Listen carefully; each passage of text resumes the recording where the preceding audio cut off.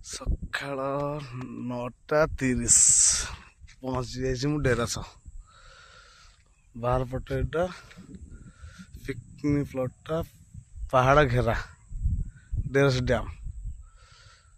ଏଠି ବୋଟ୍ ଫୋଟ୍ ଏଠି ବି ହଏ ଅଛି, ଟିକେ ଜେମ୍ କରି ଦେଖାଉଛି ବୋଟିଂ ହୁଏ।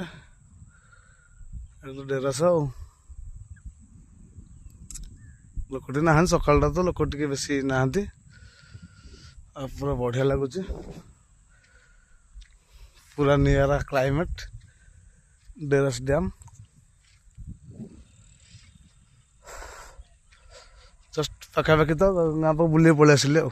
ଏଇଟା ବନ୍ଧ ତଳ, ଏଇଟା ବି ରୋଡ଼ ଯାଇଛି